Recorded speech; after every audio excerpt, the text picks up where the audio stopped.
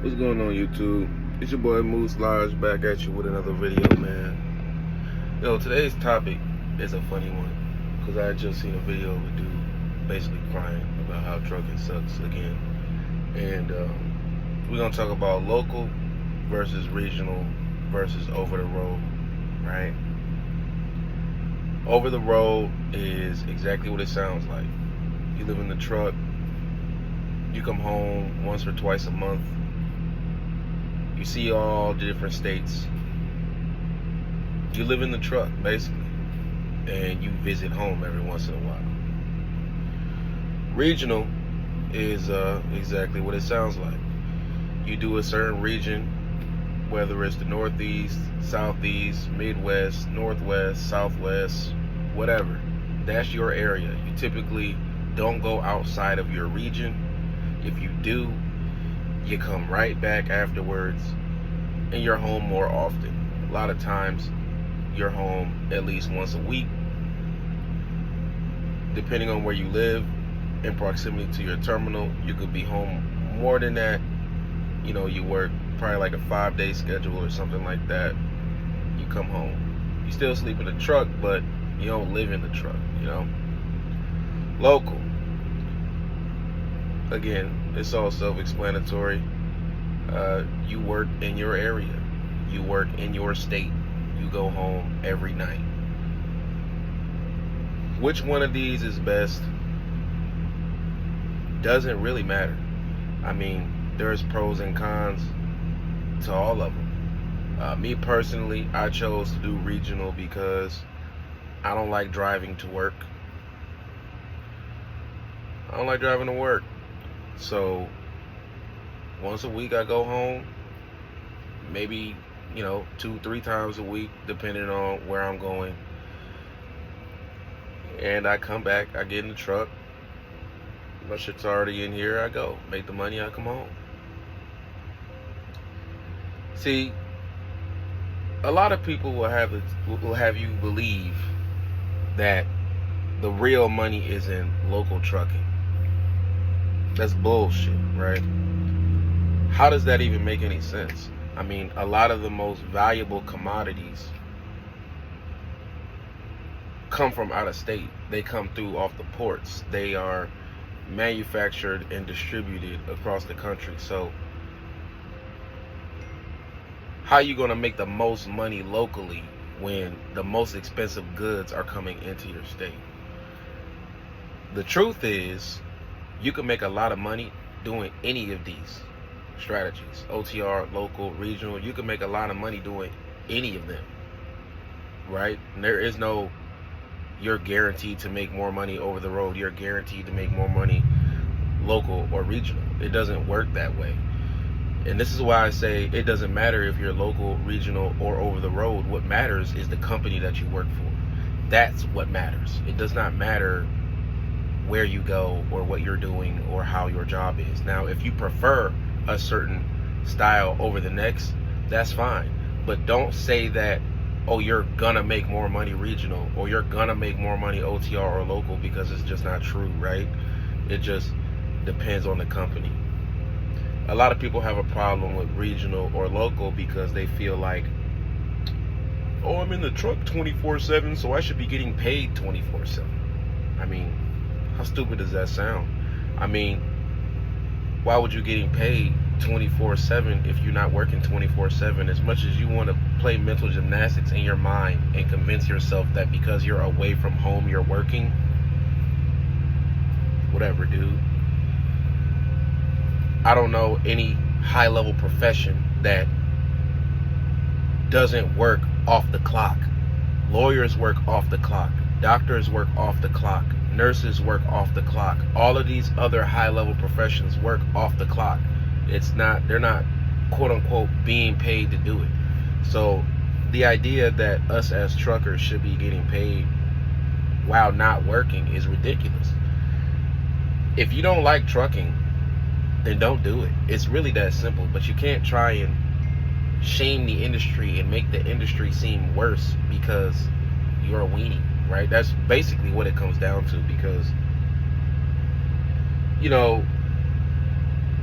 oh, when I do a pre-trip, I'm not getting paid while I do the pre-trip.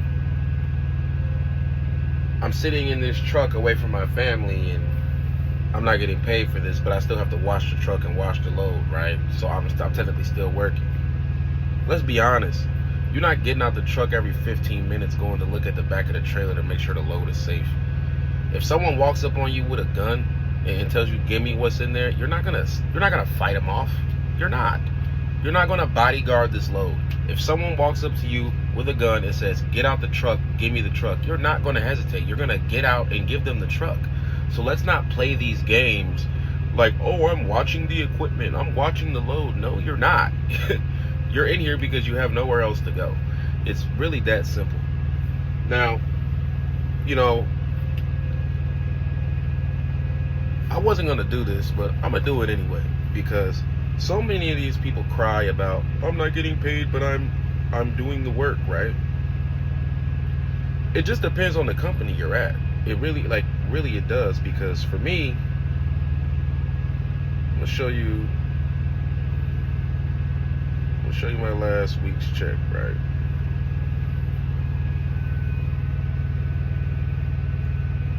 Not much, $12.48, but what I want you to pay attention to is right there where it says layover, which means I wasn't doing shit, right? How much did I get paid for not doing shit? $750 to do nothing. Actually, I was doing something. Let me show you what I was doing.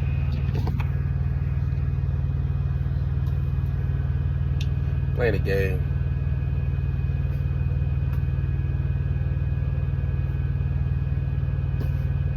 I was playing a game, man.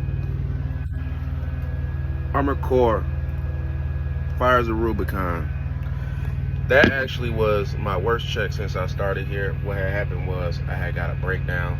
My air conditioning went out in Texas, so I had to go to the terminal. And while they fixed it, they paid me $250 a day while they were fixing my truck. I ain't mad. You know, sitting in docks. Oh, I don't want to sit in the dock all day. I should be getting paid for sitting in the dock.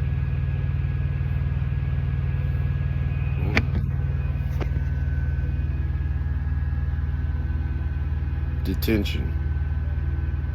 $100. It's just 1 week. It's a different week too.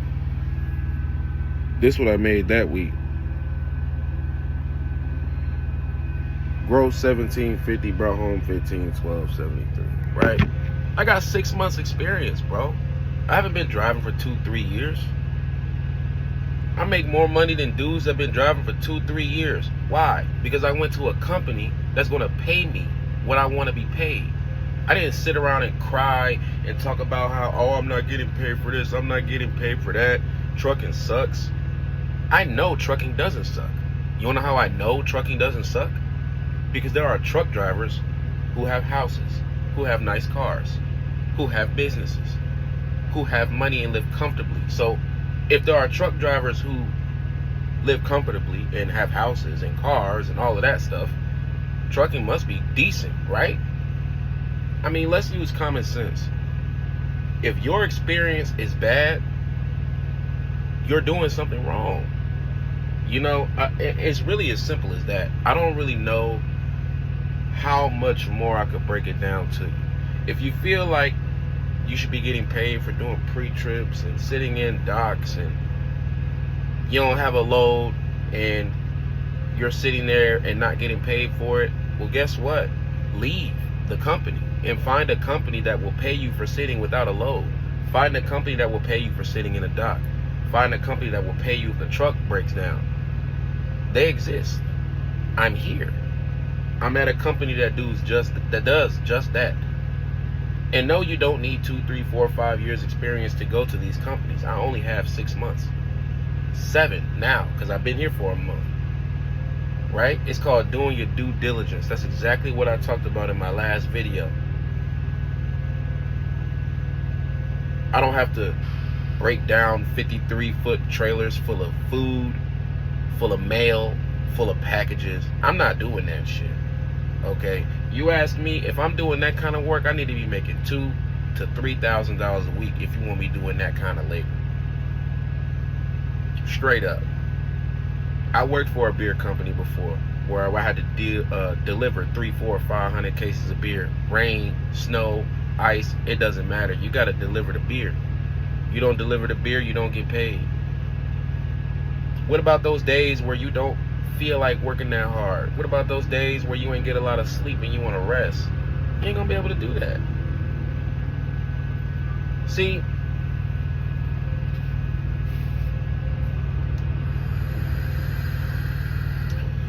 I just want to make sure that everybody else is giving their opinion on trucking. I just want to give mine too, because I don't want people to be misled by, you know, the people who have bad experiences. Quite frankly, they do dumb shit and wonder why when things go wrong,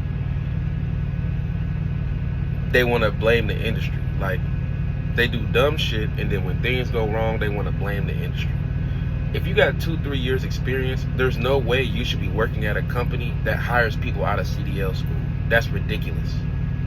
Honestly, that's ridiculous. Because what you're doing is you're basically lowering your value to that of a driver that just got out of CDL school, because y'all doing the same job, right? Like, I'm at a company where you have to have 6 months experience to work here. So it's gate kept. That means the company expects more of us, which means the company can compensate us more because we're not new, right? Now, if I stay here till I got 2 years, 3 years experience, I'm gonna go to a company that requires you to have 2 to 3 years experience to work there. So that way I'm compensated accordingly. You got these dudes who go to the first company that called them back. That's not how you get a good job. Yes, that's how you get a job, but that's not how you get a good job. Good jobs, it's a process. You're going to be vetted. Your background is going to be scrutinized because they want to know that they can trust you with the money they're about to pay you. I don't understand how that's so hard to understand, you know. But I just wanted to upload a video to talk about that because I had just seen a video. It was on my mind. It should get on my nerves. But yeah, man, stay tuned. If you got any questions, comments, leave them down below. I'll make a video about them. Appreciate y'all for tuning in. Moose Lodge. I'm about to go play the game.